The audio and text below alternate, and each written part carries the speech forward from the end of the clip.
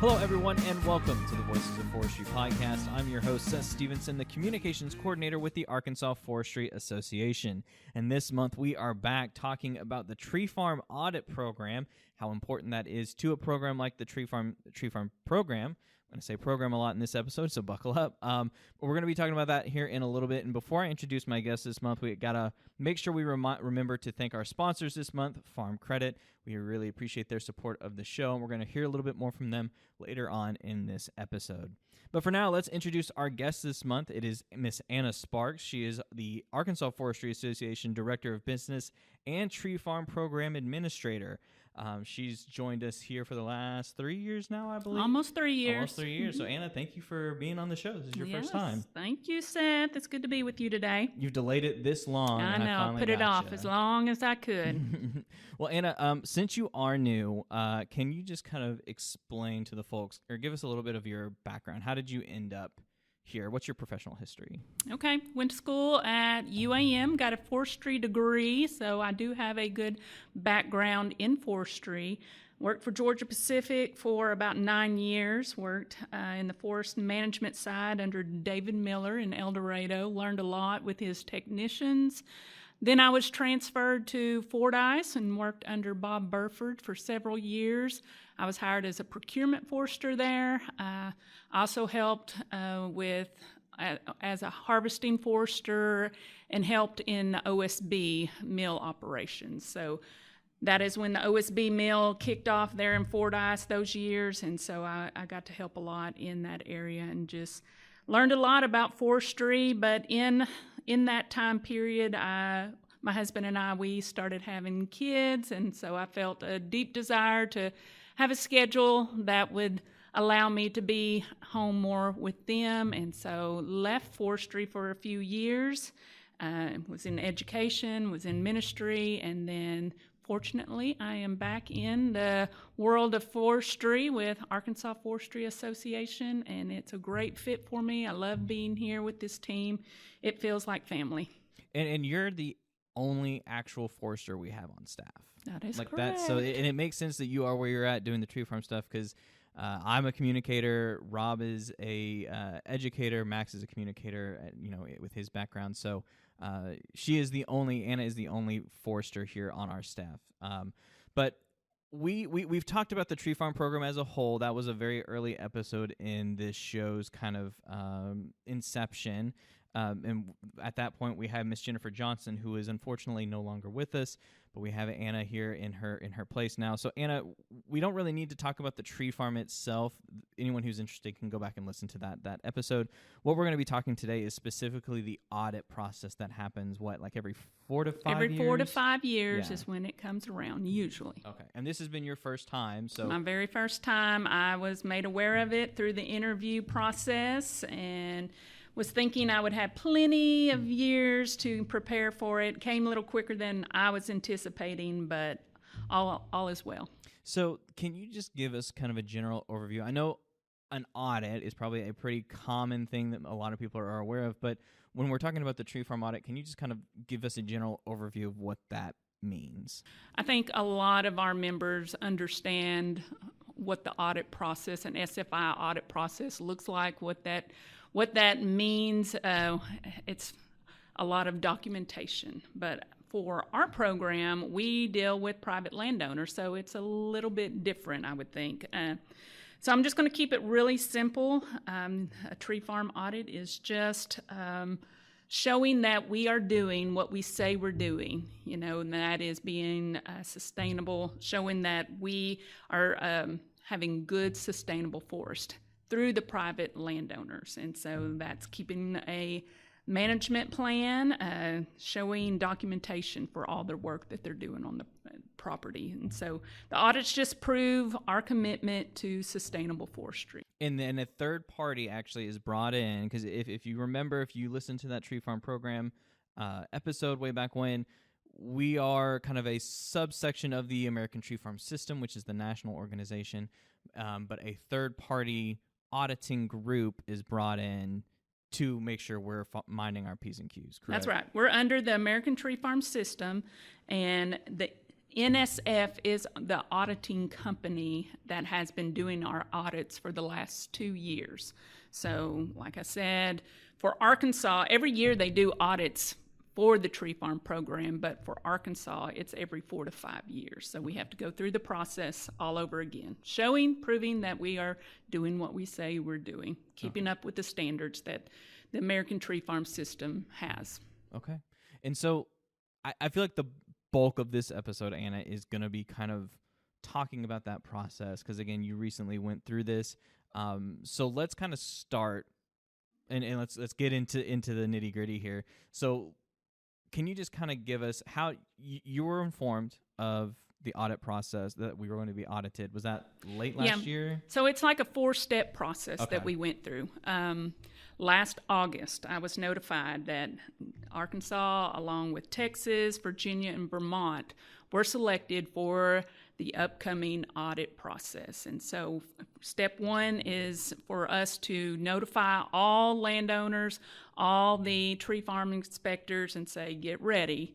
We don't know who's going to be involved in the process, but we want everybody to be prepared. We want all the landowners to start gathering their information because at that point we don't know who is selected.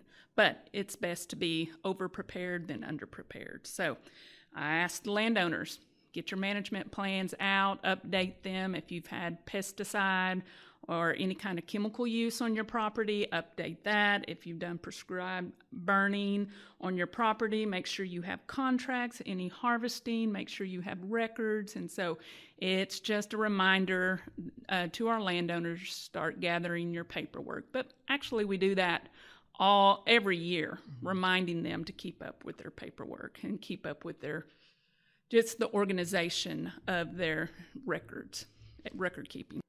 And so you made contact with people, and there's a lot of kind of prep work that has to go into this before we even get into audit year.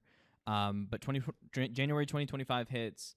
What happens kind of starting at the beginning of the year? So the second step is in January, we sat down with the auditors through Zoom calls and with Steve Lloyd, who is the certification manager with the American Tree Farm system.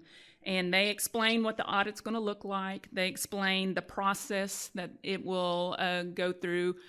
They explain very carefully the logistics of it, how these tree farms are selected and the algorithms, the formulas that they use to select these. So it's a very systematic process. They want to get a good sampling of our tree farms. So step 2 is just the selections. They gave us then their 25% that were randomly selected.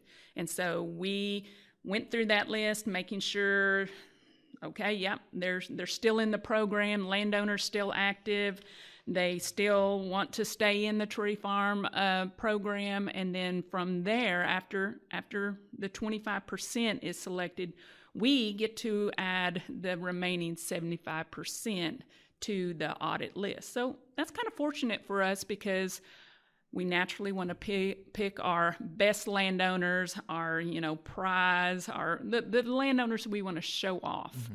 And so we go through our list and pick those as well. And then if there's any remaining spots available, it's based on acreage. Then we have to kind of fill in the gaps and make sure that we have all the requirements that they're asking for. And how many landowners in total did we have to? We had 43 tree farms.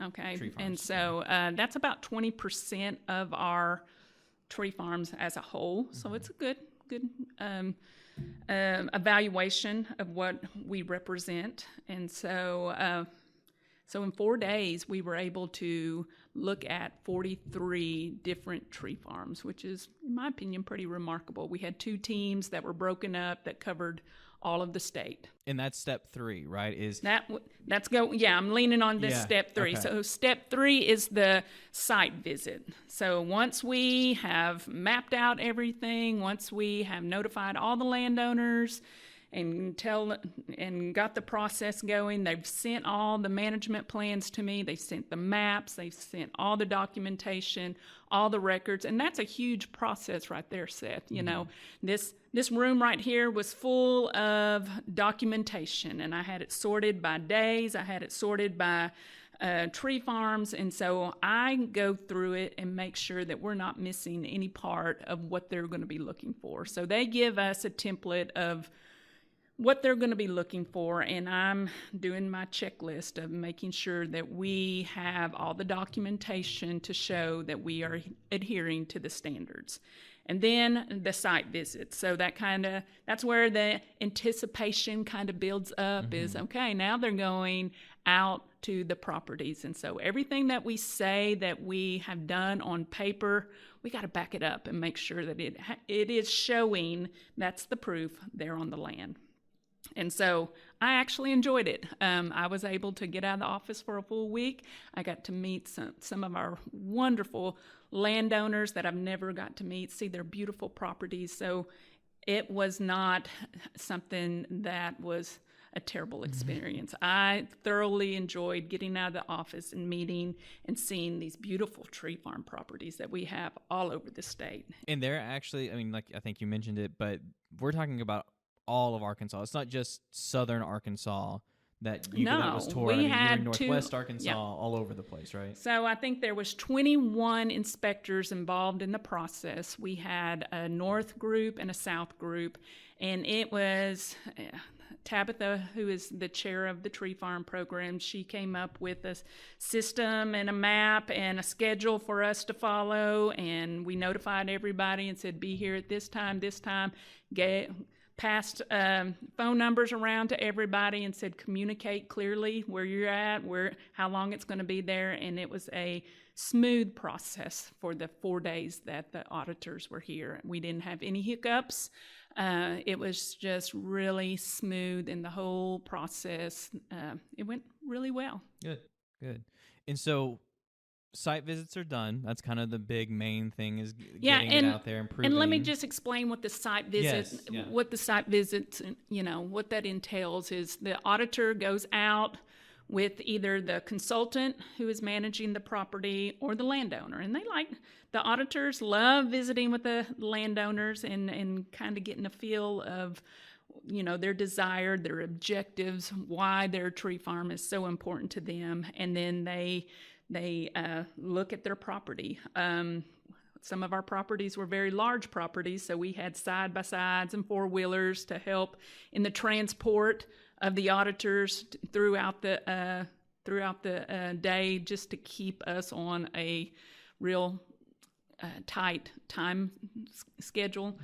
And so they would just look through the property and make sure that the maps from what is on the ground match up, and that the management that is in the management plan is also being followed, that the landowner is following that. And what month are we in at this point with the site visits? This is in March. March, okay. So January, you're notified of who all has been chosen. You've got until March to make sure things are up to snuff, something like that. Or I think it's May. I think it was actually May. Yeah. Well, then we've got a little bit longer then. So you've got January to get everything kind of situated, and then May is when boots hit the ground. It was like the first week of May 5th, 6th, 7th, 8th, I think it was right at the same time that the Register Forester meeting was. So. Gotcha. Okay. Yeah. So we've completed the site visits.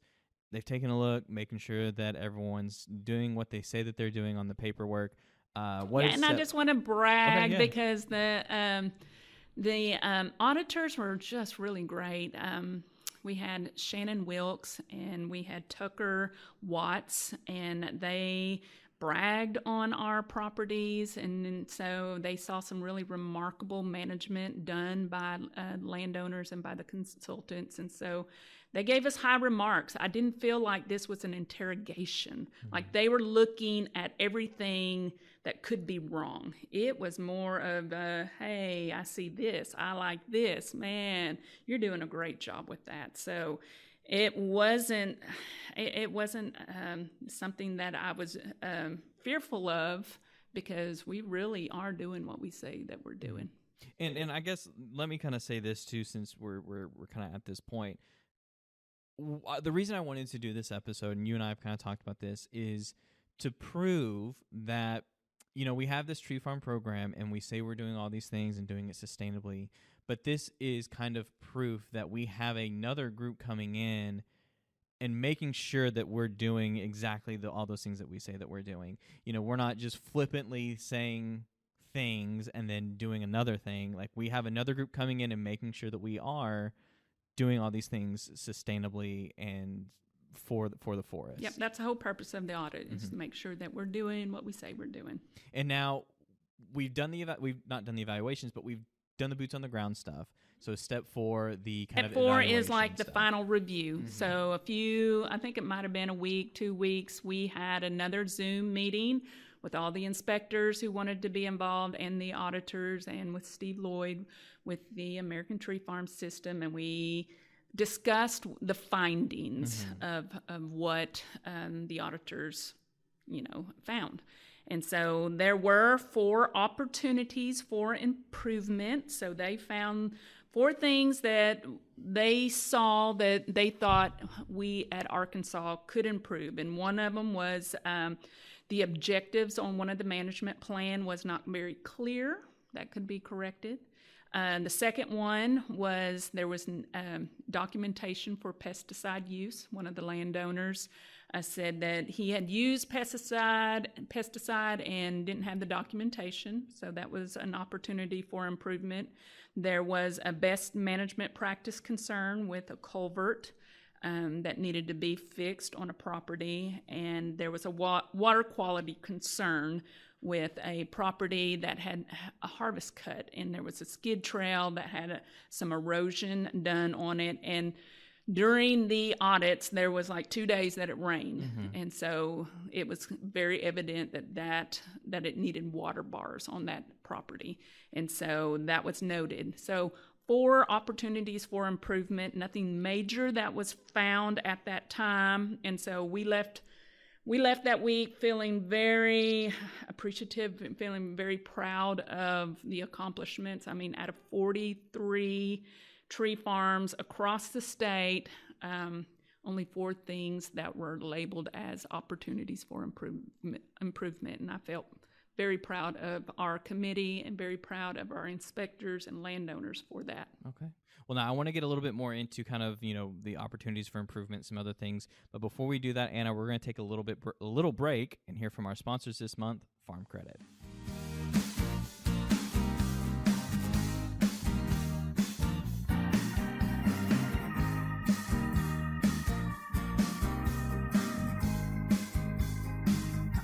Farm Credit understands all things ag, including timber. Rural America has trusted Farm Credit for reliable, long-term financing for more than 100 years. Financing farms, timber, rural homes, agribusinesses, and more is all they do, which means they do it really well. Farm Credit is committed to the timber industry. They have experienced staff who understand the financing needs of timber producers and timber operations.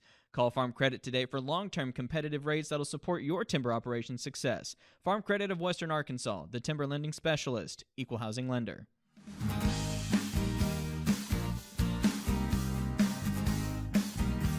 Thank you to Farm Credit for their continued support of the show. So, Anna, you mentioned here that we had a couple of opportunities for improvement with the audit results, some OFIs to shorten it up a little bit. But there are a couple of other things that can be found during an audit process like these, some minor nonconformities and major nonconformities. So just can you talk a little bit about what exactly those are? So after each state completes their audit process, so like I said earlier, the 4 states were Arkansas, Texas, Vermont, and Virginia. So after all the states have completed the same process that Arkansas completed, the same auditors will come together and they sit down, and from what my understanding is they rank them, of, I guess, severity, and they also look at past performances that the program has done on whole, and then there's a system that they have to turn in, whether these are major nonconformities, minor nonconformities, or they stay as OFIs. So again, Arkansas was we only had 4 OFIs that were found, but those can change compared to what they find over the nationwide compared to all of the other states. So after all the results were turned in, there was one major nonconformity. There was one opportunity for improvement. That was with a pesticide usage. No documentation for that. There was one minor nonconformity, and that was a water quality issue. And then there was one major nonconformity, and that was dealing with non-contiguous. And this is something that we are continually working with as a program.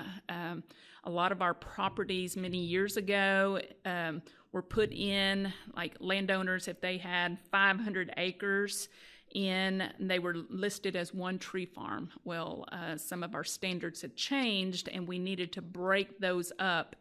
If there was like a road in between it, or a gas line, or a pipeline, or a river that is over 84 feet. Mm-hmm. And so that is one of the issues that keeps occurring every year, but we are getting better to get those maps and get that information cleared up. But there was one major nonconformity that was found dealing with the non-contiguous issue. And those are really the ones that can really damage the program, correct? Yes, I mean, it does bring a high alertness to the program. I haven't seen, since I've been here, which isn't very long, I haven't seen other than we are showing evidence of how we are correcting. Last year, Arkansas was one of the leaders in this. When we found out last year we had a major nonconformity, Arkansas got busy and uploaded all the maps to our database in order to